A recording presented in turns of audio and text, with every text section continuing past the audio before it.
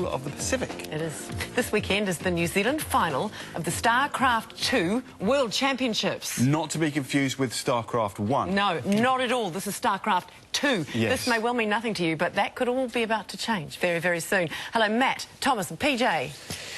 StarCraft 2, we might be speaking another language to most. So can you give us just a brief sort of a rundown as to what it is? It's a real-time strategy game, which is abbreviated as RTS. Basically, you're on a virtual battlefield, and you're collecting resources, you're building a big army, and you're trying to defeat your opponent. So they're trying to do exactly the same thing to you. So it's really high-paced and action-packed. Is it just one against one, or is it like a whole team? Because you guys are competitive. These guys competitors, aren't you? The competitive scene is one athlete against another. So, and you can play, say, 2 vs 2, 3 vs 3, 4 vs 4. So you call yourself athletes? That's what the term is internationally, sort of. They're e-athletes, if you will. Do you think this is the future of sport, cyber sport? No. No, it's another aspect of it. Like, it's an option. People can play it. People don't have to. It's just another thing to do. The game must be pretty sophisticated, right? It must be so complex that you can... Because I heard there's this guy in Korea, and he's like 4 times faster than anybody else. Is that right? No, I wouldn't say 4 times faster than anyone else. He told me that. He's pretty good, though, isn't he? He's won the World Championship thing before. Yeah. In Korea, it's massive. They have these arenas of thousands and thousands of people that come to watch. They're not necessarily even gamers. They have their own television channel and everything. It is the mecca for esports and for StarCraft. So if you go over there, these guys are superstars. They have their fans. They have they get amazing sponsorship by corporates.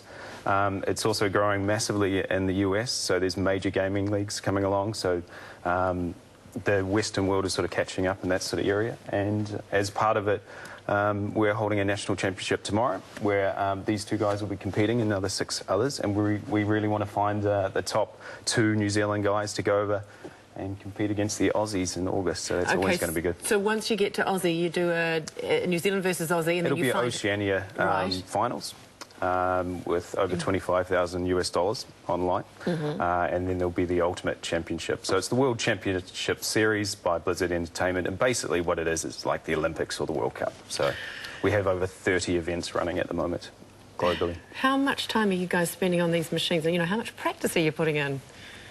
Me personally, I play maybe 2 hours a day on average, just because I'm quite busy with university studies and stuff. But many players sort of give up that sort of life to pursue a StarCraft career, obviously in Korea and sometimes in America. Whoa, so there's money in this? Yes, lots of money. How much? Hundreds of thousands if you're a top-tier player. Enough to make a career out of it for some people.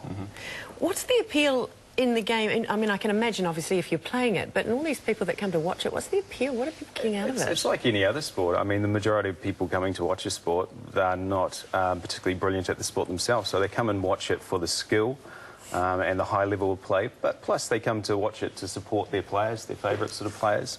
So are there any girls there? Yeah. Yes. There are? Are there some top female players as well? It's getting there. It is a male sort of dominated sport, as you'd expect, but no, it's definitely growing in that area too. You must have to have an unbelievably high level of focus when you're playing. Oh, yes. Extremely. Blocking other things out. How do you do it? Good headphones always helps. Okay. Is it about reaction times and things like that, or is it more strategy? Yeah. There's bits of both in it. Like, the strategy is the main point of the game, but of course you've got your opponent that could be doing anything, and you've got to be watching the map at all times to kind of see what they're up to and react to that. So is it like chess? Yes, the way I describe it is it's chess but at a football-paced game. Right, and how long would a game typically take? It can vary. You can be cheesed in the first few minutes to have an hour-long game, or even beyond that. Cheese, so that's a technical term named after me. Maybe. It's meant to be an early rush with no... It's an early tactic where you go all in, and if it's defended by your opponent, you're most probably going to lose very quickly. So it's like that sort of opportunity cost thing. So it's balls to the wall thing. It can work at times. I like the way you named that after me. That's really appropriate. Do you have fancy stage names that you use, or are you just Matt and Thomas?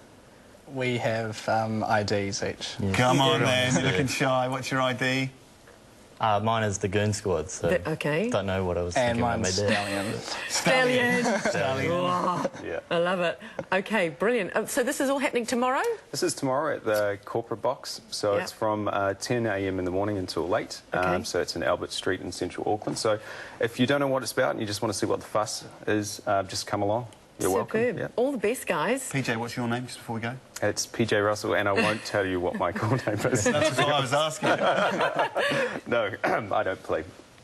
He's just like organising it. Ah, brilliant. We'll have to leave it with Stallion and the Goon Squad then. Good stuff. Thank you, guys. Thanks. Good luck.